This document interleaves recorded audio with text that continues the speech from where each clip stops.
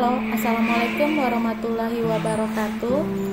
Terima kasih untuk yang sudah datang ke channel aku. Kalau belum subscribe, tolong jangan lupa di subscribe, kemudian bunyikan lonceng, dan jangan lupa kasih like serta komentar biar aku makin semangat ya. Istri simpanan pria angkuh. Episode 210, Menghilang. Arga merasa puas ketika mendengar penjelasan disampaikan oleh Iswandi.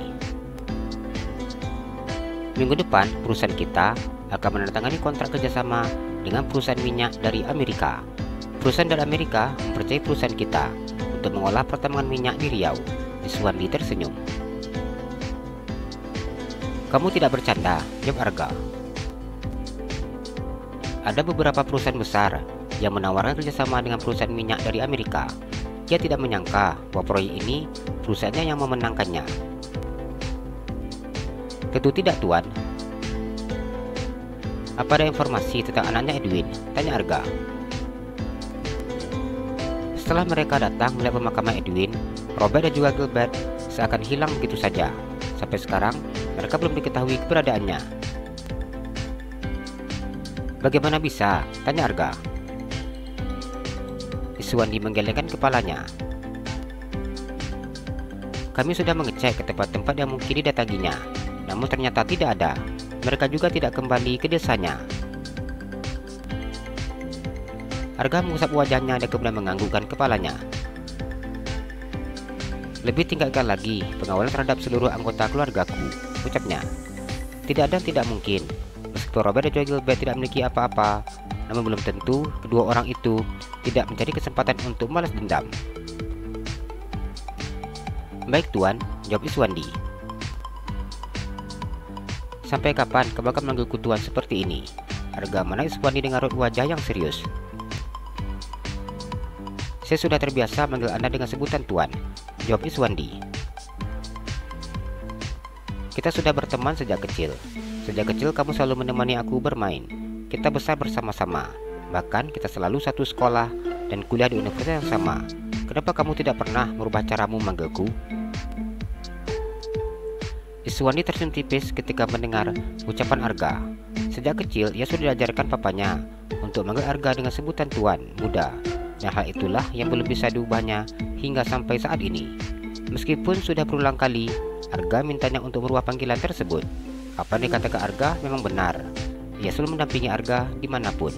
Ketika Arga dikirim ke Rusia, tempat keluarga Tuan Thomas, Iswandi ikut serta ke Rusia.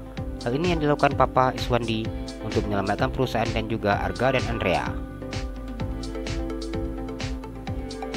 Aku ingin kamu memanggilku dengan panggilan yang biasa saja. Bila kamu ingin memanggilku dengan sebutan Arga, bagiku tidak masalah, jelas Arga. Panggilan Tuan yang diucapkan Iswandi membuatnya tidak nyaman, seakan mereka memiliki tingkat sosial yang jauh berbeda. Saya tidak nyaman bila melakukan hal itu, tolak Iswandi. Arga memandang asistennya, yang merupakan orang yang sangat setia terhadapnya. Arga kemudian menggeleng-gelengkan kepalanya. Siap-siaplah kau nggak dapat bonus, ancamnya. Iswandi memandang Arga dengan besarkan matanya. Mendengar ucapan Arga, buat bulu kuduknya berdiri. Iswandi tahu bahwa Arga tidak pernah bercanda dengan ucapannya. Bila kamu tidak bisa menghilangkan panggilanmu itu, maka bersiap-siaplah kau tidak dapat bonus. Aku akan mencabut semua akses kekayaanmu dan juga membuat perusahaan milikmu hilang. Iswandi menang Arga dan mengusap keringat di pelipis keningnya. Saat ini Arga sudah sangat marah. Caranya berbicara sudah terdengar keras dan penuh dengan ancaman.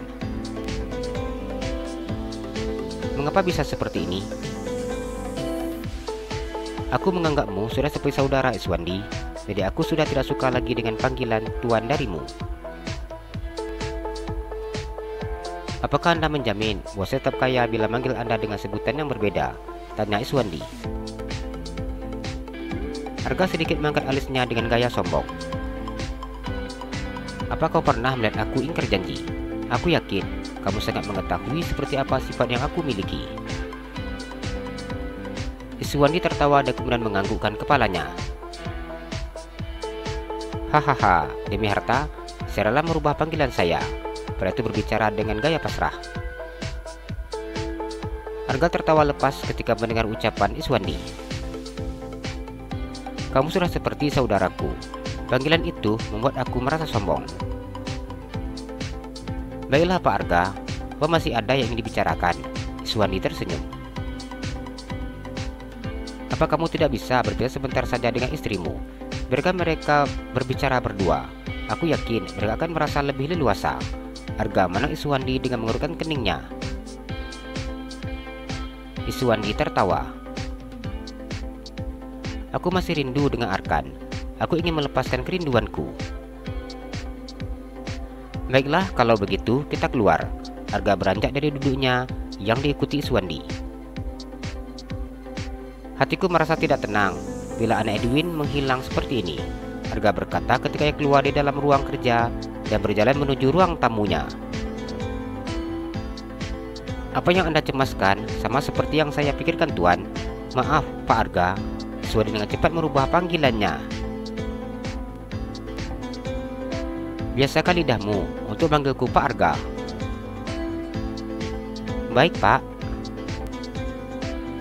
Iswandi dan Arga menghentikan obrolannya ketika melihat istri mereka sedang duduk di sofa dan bercerita. Kanda lihat, Nyonya Nadira, bawakan Lala oleh-oleh yang banyak. Lala tidak enak hati memanggil nama Nadira di depan Arga. Nadira hanya senyum-senyum ketika benar ucapan sahabatnya.